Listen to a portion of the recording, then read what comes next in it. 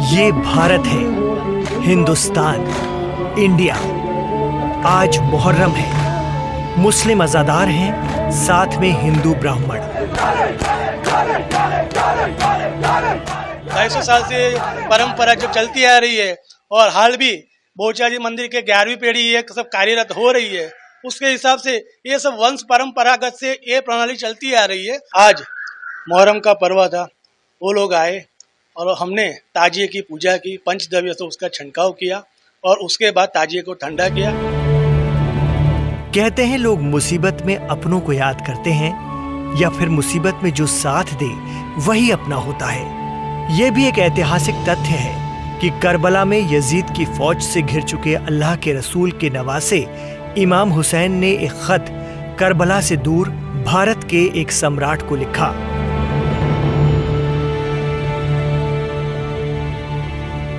कई किताबों और तारीखी तथ्यों की माने तो इमाम हुसैन के बेटे अली इब्ने हुसैन ने भारत के सम्राट समुद्रगुप्त को मदद के लिए ये खत लिखा था। कहा जाता है कि इमाम हुसैन अलैहिस्सलाम और समुद्रगुप्त भी दूर के रिश्तेदार थे। सुनने में ये अटपटा लग सकता है, लेकिन इस पर कई रिसर्च हुई हैं।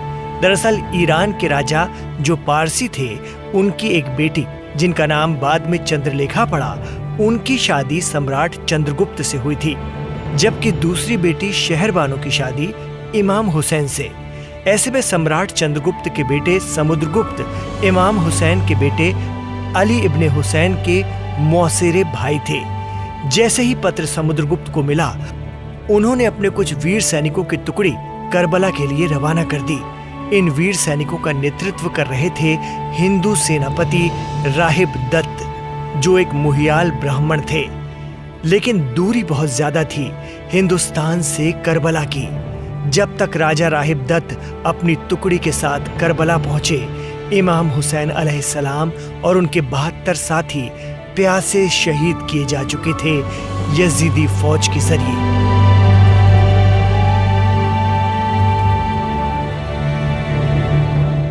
भारत से आई ये फौजी टुकड़ी हुसैन की शहादत की खबर सुनकर बेहद गुस्से में थी।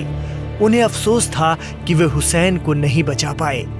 राजा राहिब दत्त की ही क़यादत में इमाम हुसैन के एक चाहने वाले अरबी योद्धा जनाब मुख्तार की मदद से इस फौज ने यजीद की सेना के खिलाफ भयंकर जंग लड़ी और उन्हें भारतीय वीरता और शौर्य के जौहर दिखाए। भारत के इन वीर सैनिकों ने करबला में जहां पड़ाव डाला था, उस जगह को हिंदिया कहते हैं। वो स्थान आज भी उसी नाम से मौजूद है। इसी जंग में कुछ ब्राह्मण सैनिक वीर गति को प्राप्त हुए और कुछ वहीं बस गए। कुछ अपने देश भारत चले आए। इतिहास में इन्हें हुसैनी ब्राह्मण कहा गया। गमे हुसैन में आंसू जो गमे हुसैन में आंसू जो गम बहाएंगे। मौजूदा समय में हुसैनी ब्राह्मण अरब, कश्मीर, सिंध, पाकिस्तान, भारतीय पंजाब, महाराष्ट्र, राजस्थान, दिल्ली, अवध और भारत के अन्य हिस्सों में रहते हैं। कहा जाता है कि ये लोग इस्लामी हिजरी सन के पहले महीने मुहर्रम की 10 तारीख को इमाम हुसैन की शहादत के गम में मातम और मजलिस करते हैं। कुछ मीडिया रिपोर्ट्स के मुताबिक हुसैनी ब्राह्मण पंजाब का एक मुहियाल ब्राह्मण समुदाय है। मुहियाल समुदाय में 7 उपगोत्र शामिल हैं, जिनके नाम बाली, भीमवाल, छिब्बर, दत्त, लाऊ, मोहन और वैद्य हैं। अपनी हिंदू परंपरा के साथ ही इन्होंने गैर भारतीय परंपराओं को भी अपनाया है। इसके कारण मुहियाल समुदाय का एक छोटा सा उपसमूह इस्लाम और खास तौर से तीसरे इमाम हुसैन के प्रति श्रद्धा रखने लगा है। कहते हैं फिल्म अभिनेता और सांसद स्वर्गीय सुनील दत्त हुसैनी ब्राह्मण परिवार से ताल्लुक रखते थे। इसके अलावा उर्दू साहित्यकार कश्मीरी लाल जाकिर, साबिर दत्त और नंदकिशोर विक्रम हुसैनी ब्राह्मण समुदाय से जुड़े हुए हैं। आइए लाइव हिंदुस्तान के दीन दुनिया शो में देखते हैं यौम आशूरा दुनिया भर में कैसे मनाया गया।